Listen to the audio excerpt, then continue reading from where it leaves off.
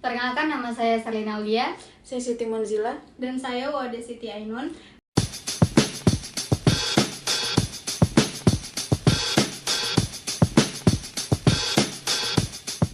Kami dari kelompok 13, kelompok kami akan membahas mengenai model-model proses pengambilan keputusan etik dalam praktek keperawatan.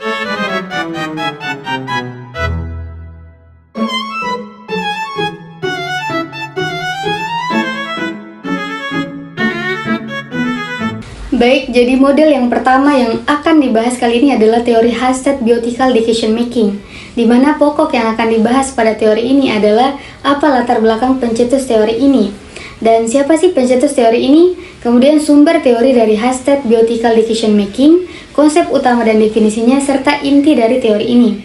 Yang pertama yang akan dibahas adalah latar belakang pencetus teori.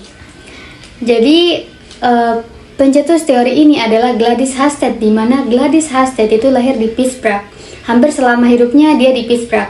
Dia mendapat gelar bachelor tentang ilmu keperawatan di Universitas Pittsburgh pada tahun 1962 dan memulai praktik di pelayanan kesehatan dan merawat pasien pasca bedah.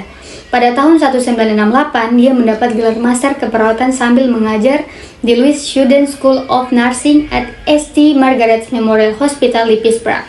Dan James Hasted itu lahir di Kingston, Pennsylvania ketika dia berada di ketenteraan Jerman. Dia lebih tertarik pada permasalahan etik, akhirnya dia melepas karirnya sebagai tentara dan berfokus pada perusahaan asuransi kesehatan, dan pada tahun 1974, dia menikah dengan Gladys yang akhirnya pertemuan atau pernikahan mereka menjadi awal dari teori simponologi, karena teori tersebut hasil dari diskusi mereka. Kemudian yang kedua ada sumber teori. Jadi menurut Hasted, pengertian dari simponologi adalah pembelajaran tentang kesepakatan dan bagian-bagian yang penting untuk terjadinya kesepakatan. Dalam pelayanan kesehatan, simponologi dapat berarti kesepakatan antara tenaga medis dengan pasien. Pengembangan teori ini berawal untuk membangun praktek berdasarkan kesepakatan dengan membuat model yang menjelaskan langkah yang benar untuk tenaga medis dan pasien. Nama teori ini berasal dari bahasa Yunani, yaitu simponi, yang berarti kesepakatan. Kemudian yang ketiga, konsep utama dan definisi. Jadi yang pertama, keputusan bersama. Jadi keputusan bersama ini bagi pasien merupakan keinginan atau kebutuhan pasien. Sedangkan bagi tenaga medis, kebutuhan bersama berdasarkan kebutuhan pasien tanpa terjadinya interaksi antara dua kepentingan tersebut yang berkesesuaian, maka tidak akan terjadi keputusan bersama. Kemudian yang kedua ada kesehatan. Jadi kesehatan adalah konsep yang berlaku pada tiap potensi dari seseorang untuk menunjang kehidupannya. Kesehatan bukan hanya fisik tapi juga psikis. Kemudian yang ketiga keperawatan. Jadi keperawatan itu dapat mendorong dan meningkatkan kualitas dari pasien untuk menunjang hidup dan kesehatan dan interaksi yang baik. Kemudian yang keempat, pasien. Pasien itu adalah individu dengan karakter unik, memiliki hak untuk mendapatkan tujuannya berdasarkan pilihannya sendiri. Kemudian yang keempat, masuk pada inti teori ini, yaitu simponologi dapat diklasifikasikan dalam grand teori karena lingkupnya yang sangat luas.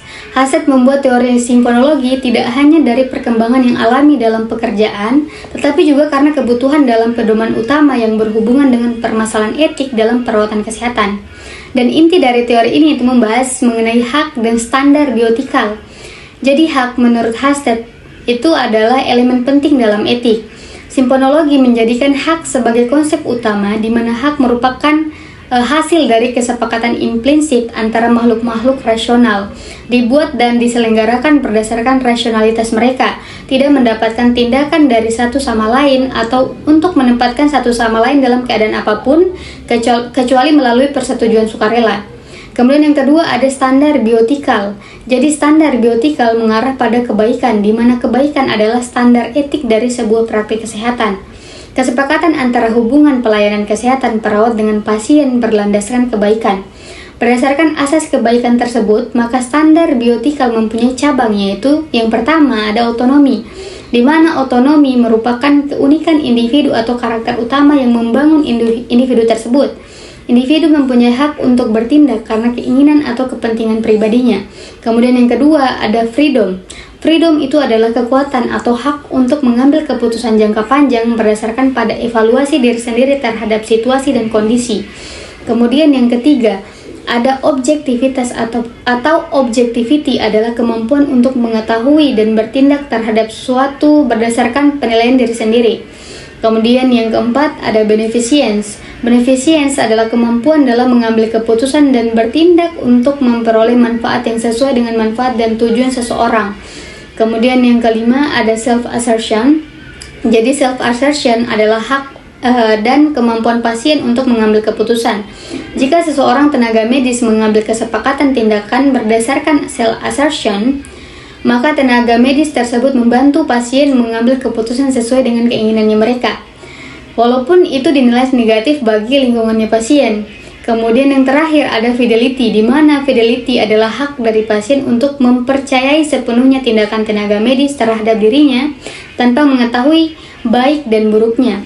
Kemudian model yang kedua yang akan dibahas yaitu teori Davis dan Starters model mengenai pengambilan keputusan. Dilema etik adalah suatu masalah yang sulit untuk dipecahkan secara memuaskan karena terdapat dua pilihan setara.